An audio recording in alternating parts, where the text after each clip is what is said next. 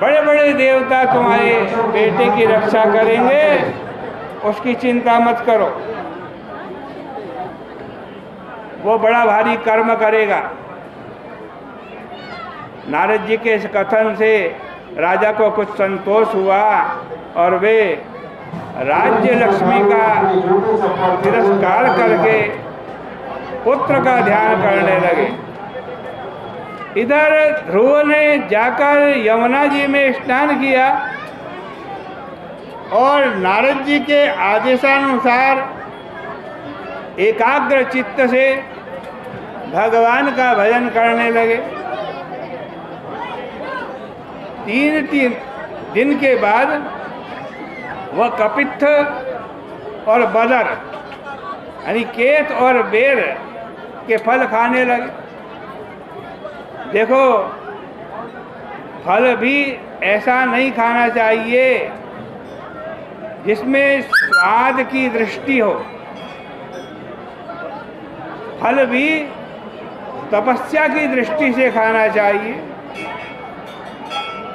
जितने से अपना जीवन चले, जीवन निर्वाह हो, उतना ही खाना चाहिए। जिह्वा की तृप्ति के लिए फल नहीं खाना चाहिए।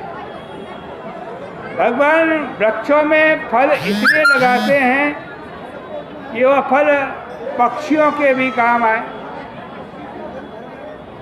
मनुष्य ने सारी धरती अपने बस में कर ली, वह पशु पक्षियों का आहार भी छीन लेता है, ये उचित नहीं है।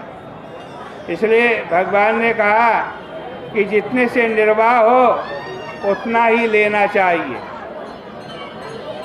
ध्रुव जी को इस बात का ध्यान है, इसलिए वे दूसरे महीने छठे दिन जो वृक्षों से नीचे गिरे पड़े पत्ते होते हैं वो खाने लगे।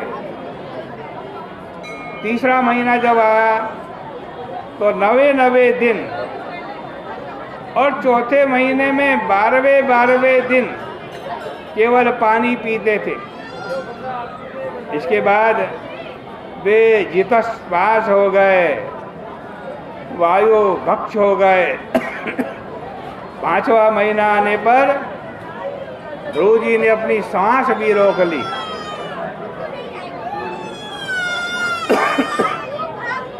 एक पांव से खड़े होकर मन को चारों ओर से खींचकर भगवान के रूप में लीन हो गए।